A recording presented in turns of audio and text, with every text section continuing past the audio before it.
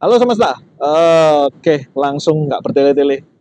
Konten ini akan membahas seluk-beluk tentang One Piece.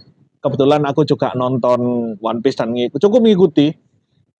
Terus konten ini bakal aku pengen bandingkan, aku pengen diskusi aja.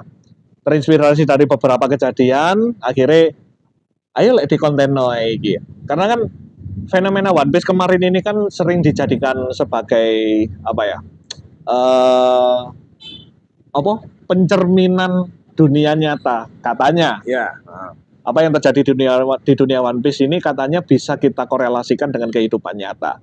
Konten ini nanti aku bakal jelas step by step ceritane One Piece kepada Padian yang notabene-nya bukan penonton, bukan penonton anime lah. Lah terus nanti aku bakal jelasin, oh episode ini menceritakan ini.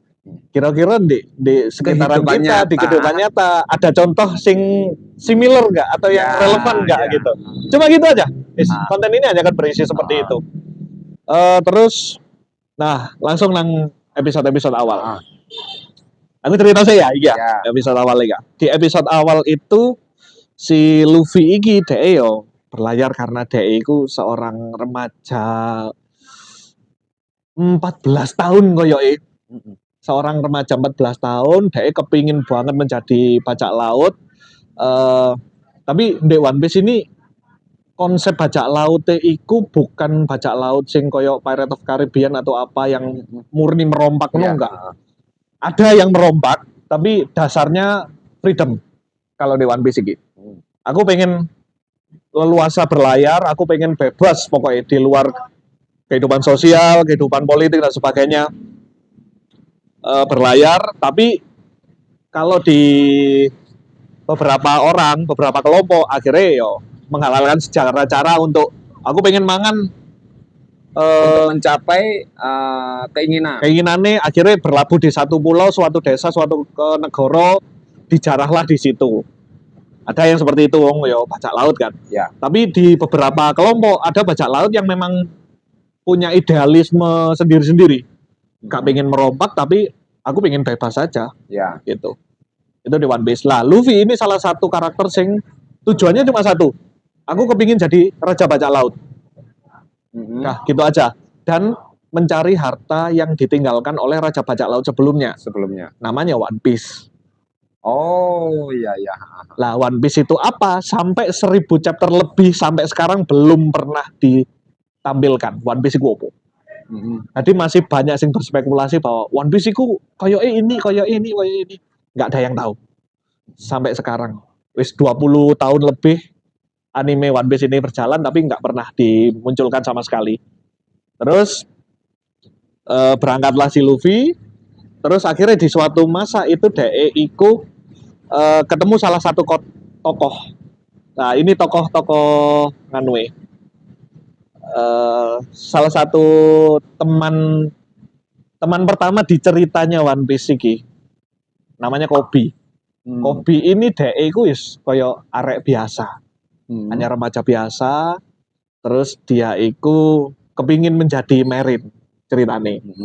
Kepingin menjadi marine tapi dia iku pengejutnya masalah.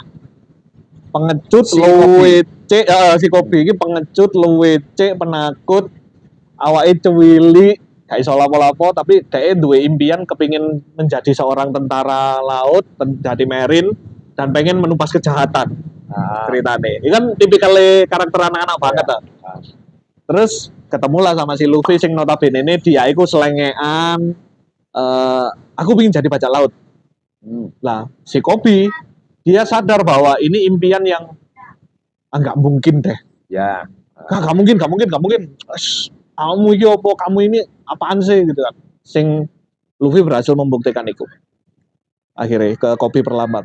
Lah ketemu sama Kobe, cuma ceritanya itu lucu. Si Kobe ini dia itu awalnya itu salah satu studi kasus yang bisa dibahas di episode pertama. Si Kobe ini dia kepingin menjadi marine. Cuma di satu momen dia itu apes, Pak. Apes itu dia kepingin mancing. Nah, naiklah ke Sekoci. Nanti berangkat mancing ceritanya. Pas mancing lah kok begitu habis itu dia ikut didatangi beberapa gerombolan bajak laut. Terus bajak laut itu naik ke Sekoci itu, terus berlayarlah ke kapal utamanya mereka. Dan Kopi terjebak di situ. Bukannya dia, kamu siapa gini-gini? Enggak. Malah, lu kok digeret? Saking pengecut dia, saking takut dia nggak bisa ngapa-ngapain. Akhirnya ngikut aja di Sekoci itu mau. Sampai di kapalnya bajak laut ini dia jadi kacung selama berapa tahun. Ketemulah sama si Luffy suatu hari, terus di situ diceritakan bahwa Luffy punya impian segede itu, bahkan Luffy sampai bilang gini, bahkan ketika di perjalanan aku mati pun untuk kalau misal aku mati dalam perjalanan ini pun aku nggak akan menyesal, karena aku mengejar untuk mimpiku itu mau. Lah dari situ Kobi mau mikir, iso nggak ya aku bisa nggak ya menjadi seorang tentara atau sembari marine sing iso, bahkan aku kepingin menjadi seorang pahlawan gitu. Sing Luffy mah ya dengan santai, yo bisa-bisa, yo terserah lah, yo kamu yang punya hidup, yo itu pilihanmu gitu kan, itu biarnya gitu lah. Dari situ akhirnya Kobi ada perubahan, dia akhirnya berani melawan si bajak laut ini dengan bantuan Luffy, terus akhirnya ya mereka berjalan beriringan sama Luffy selama berapa episode itu akhirnya. Nah, inti ceritanya adalah dari kasus ini. Kasus yang pengen tak bahas di sini, Mas. Ada satu orang sing dia pengecut, nggak bisa ngapa-ngapain, dia terlalu takut, terus akhirnya ketika di dalam satu kondisi yang dia tanpa sengaja, akhirnya dia nggak bisa gerak, akhirnya dia ngatut di kono. Ibaratnya kayak kasusnya terjebak bersama nih Bobby lah. Lah hampir sama kayak ini lah ibaratnya kasusnya. Jadi sama nih menurut sama tanggapan cerita di Kopi gitu. Aku lihat kayak kejadiannya kayak terjebak bersama itu sih. Seorang yang memang mempunyai karakter atau sifat pengecut ya. Memang kecenderungannya kan enggak, ya pengecut itu kan otomatis nggak bisa menjadi dirinya sendiri loh. Saat itu ya ketika jadi pengecut itu ya, tadi nggak bisa jadi dirinya sendiri, bahkan pada saat di Sekoci diparani wonge nggak mempertanyakan sopo kon kok moro-moro marani aku dan seterusnya, enggak, tapi dia nurut seperti itu.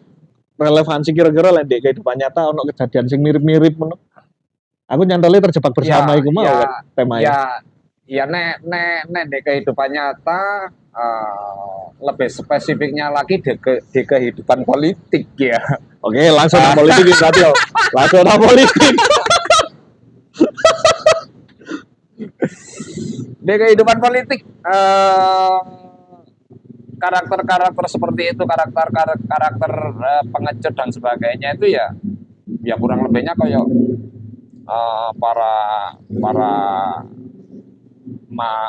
para calon-calon ya, kalau pada saat pemilu kan berarti dia masih calon ya.